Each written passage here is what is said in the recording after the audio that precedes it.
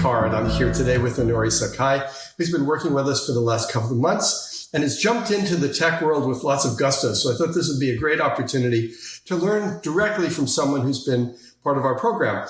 So welcome, Inori. Thanks for having me.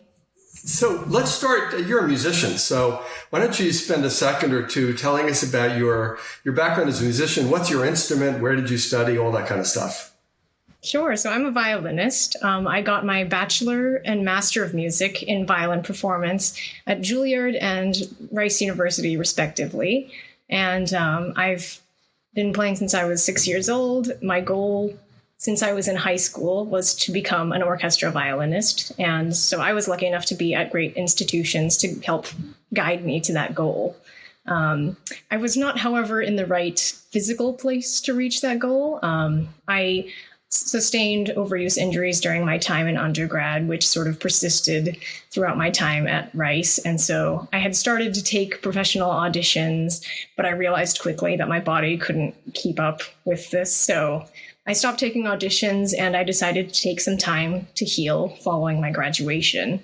And I think that was during my last year in grad school. That was right about the time where a friend of mine reached out to me and told me, oh, hey, there's this musicians in tech thing.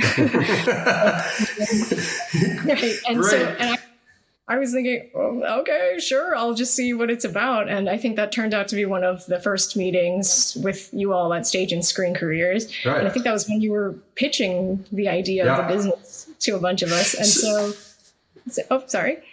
Yeah. So let me ask you this. For people who are just watching this for the first time, help you understand, like, what is the role of a Salesforce admin? What do they actually do? Right. So I think it might be just a quick background on what the Salesforce platform actually is, because when I started that, I didn't know what tech entailed or what Salesforce was because I hadn't heard of it. So companies use the Salesforce platform to sort of store, manage, and analyze their data, whether that be like customers or donations for a nonprofit, programs, campaigns, et cetera, et cetera. So a Salesforce admin is someone who's well-versed in what the platform has to offer. And so the job is to help the company or a client or whoever to customize their organization's Salesforce org to best serve their business needs and goals. And this is all without code, which is the first thing that I thought when I heard tech. I was like, well, that's going to be code, and that's just like a totally foreign thing to me. But so this is a very accessible, I think, career path. And what the work often ends up looking like is that a company will approach you and say, like, hey, we want to do X, Y, Z. And so you as the admin use your knowledge of the platform and functionality and advise on how best to achieve that goal.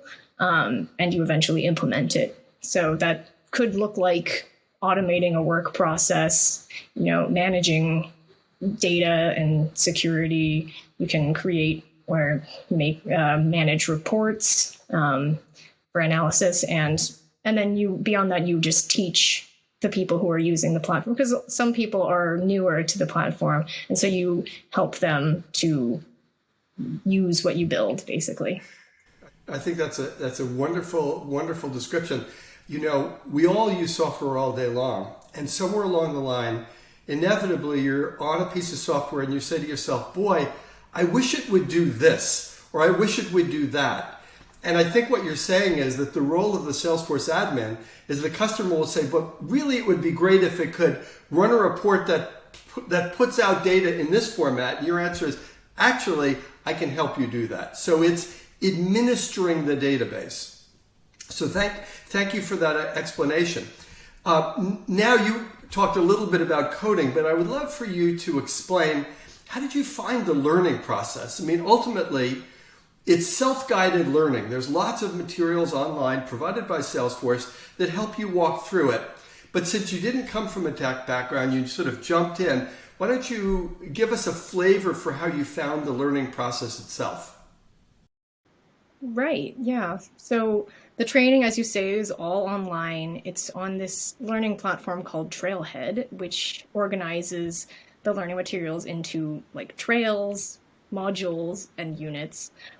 So it's kind of like an interactive textbook, I want to say. And so it's written also in a very beginner friendly way, which definitely helped for me coming from a non technical background. And each unit has an evaluation at the end, which could be like a little quiz or a hands on challenge where you can try things out in a test environment. And so those are quite fun. Um, and I took notes while I was following along because it can be a lot of information. Um, and yeah, and it's self-guided, so you do have to be self-motivated. I think it is the platform makes it very easy how to block your time basically because it at the beginning, sorry, of each unit or module or trail, there's like an estimated time of completion, so you can plan with that very well. So it does help also that there are like bigger concrete milestones to work towards, like finishing a trail mix, which is like, I love these names that they have, but a group of trails that are like tailored to a certain topic, or certification exams, which you can definitely work towards. So it's not that you're just, you know, working through these trails Right. with an end in sight. And also, we provide a mentor who meets with you on a regular basis, and we have our own sort of knowledge checks to make sure that you're really learning what you're learning. So, all in all, for people that are not coming from tech, I would guess I would ask you if you agree. It's a pretty comfortable learning experience, especially if you're starting from, no tech training at all. It really is a comfortable experience. Would you agree with Oh, that? yes. Definitely. I think, and also I had the chance to try out one of the knowledge checks that you provided, and that's actually a lot. It's a little bit more of a challenge than those end of unit evaluations because a lot of those evaluations sort of walk you through step by step with all of the Right. answers. But the knowledge checks really help you to, in context, implement, and that means you really have to understand it. So those were super helpful. Yeah, I mean, when I was doing them, I referred to the Salesforce Trailhead as a little bit like color by number. It Mhm. says, okay, you're going to do this and you're going to do this, and then the truth is you can do it and get through it and even pass the knowledge check there because you just did it. But Mhm. when you wait 2 weeks and you're expected to remember something from 3 weeks ago that you just did once, it's a little challenging. So, like learning anything, repetition is the mother of skill, and you need to just keep going and going. So I'd ask you, you've been through the learning. What was there a part of it that you felt really made you feel good about what you're doing, or really challenged you in a way that you hadn't expected? Are we talking the learning experience or Yeah, like? or the whole learning experience. Sure. I think either way, I think the biggest challenge is just the breadth of information to be learned. So even beyond just the initial like foundational learning, you have to constantly take on information about um, new features and releases. And so they always say that to be in the Salesforce ecosystem, and I think tech in general, really, because things are always evolving, you will be a constant learner. And so I think keeping on top of those things can be challenging, especially if you're starting out. But I would say, on the other hand, it can be really rewarding because the more you learn, the more you can offer to clients or a company. So, for example, you could be wishing while you're going through, you could be wishing yourself, like, hey, I wish there was this certain functionality, and a new release might include that. So you can you can find a lot of. I found that very exciting personally. Excellent. So let me since you're a musician, what are the qualities that make musicians or other artists good at this? Are there qualities that overlap that you say, well, because you're a musician, this actually, this kind of thing fits into the way that you learn or the way that you think? What are your thoughts on that? Right. So I think there are two main characteristics of musicians, which I think are invaluable to the work, and that those are the individual discipline and collaboration aspects.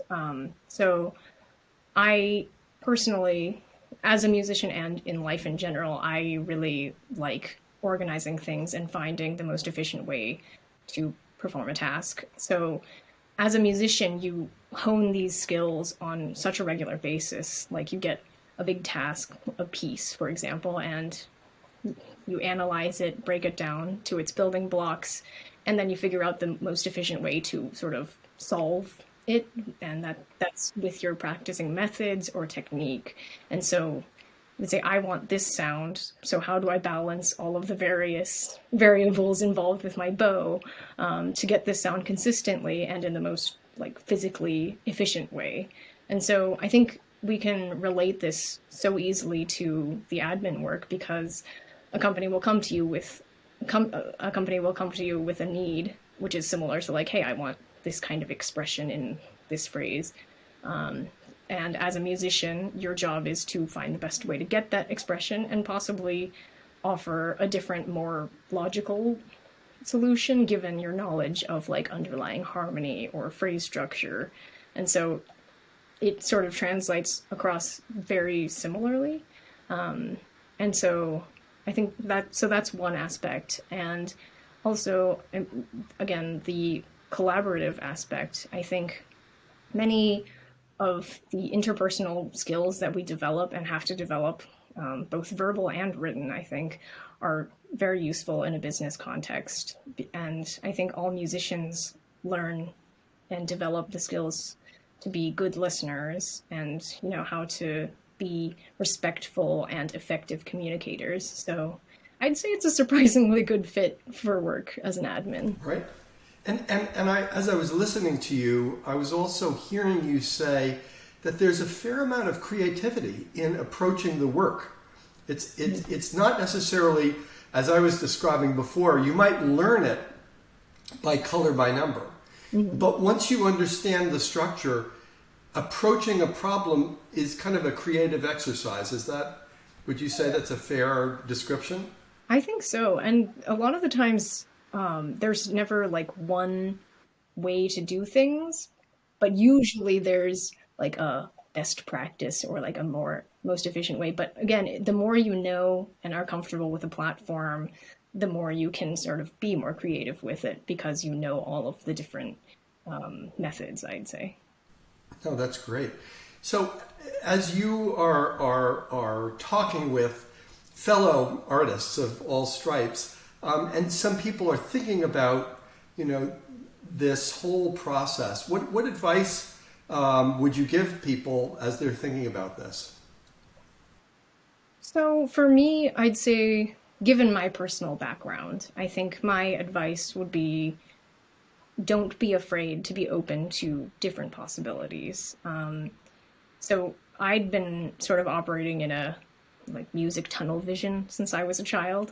And so when I got, yeah, I know it's very easy. But so in my situation, when I got injured and was sort of faced with graduating from my master's program with, frankly, very, very narrow, if any, prospects of pursuing my dream career, when that happened, I felt very lost. I had never considered any other path, and I was kind of quite overwhelmed with the prospect of starting over from scratch. And I mean, we've been doing this since we're so young, so it's like, how do I do something similar or like start from there? And so it was kind of a panicked sense of like, am I qualified for anything? But what helped me a lot was being reassured that it's really not all from scratch. Like, as we said, these characteristics we've been basically training with these skills for who knows how long, depending. But when I was still unsure about the first step with jumping on this stage and screen careers thing, it was actually Rachel Hands, who told me about how valuable the many, innate skills we have as musicians are to in the tech world. And I saw actual proof of this when I got more experience with the work. And so that's just speaking for those who might not be able to pursue music performance as a career, like a main career. I'd say for those who are lucky enough to do so, this is still a fantastic job to train towards, and I think it offers, you probably mentioned, but it offers flexibility, and you can work from home. And so I think it's a very achievable and pretty ideal hybrid career option, if that's... No, that's right. And the other thing that is similar, as we started to put this program together, like you, from a very early age, I studied with a teacher. And I would get an assignment and I would go home and self-guided training. We would practice all week, and then you'd meet with the teacher for an hour and you'd get feedback and you'd bring problems and you'd go on. And that's pretty much how we modeled this program, which is that it's mostly self-guided, but there's a teacher, a mentor. So again, we tried to model what we're doing to be something that's very comfortable for artists, for musicians, for dancers, for actors, for anyone that comes from an artistic background where they're working with some kind of a guide. But really the work is your own. Really the work is on your own. So really that's just, these answers are really super helpful. So before we finish, I wonder if there's anything else that you would like to add that I haven't asked you that you might like to add for people who are thinking about going down this path.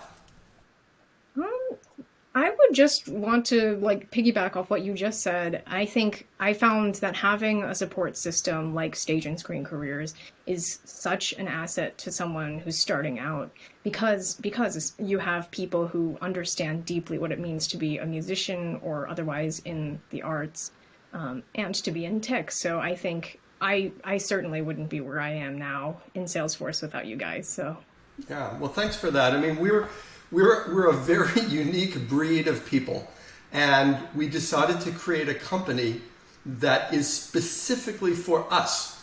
It's, we're not training doctors, we're not training lawyers, we're not training tech, we're training artists to have hybrid careers so that they can pursue their dreams in whatever way they like. So you've really answered beautifully all these questions, and so I wanted to thank you for taking the time, wishing you all the best in your future Salesforce admin career, and we'll see you soon. Thanks so much. Thank you.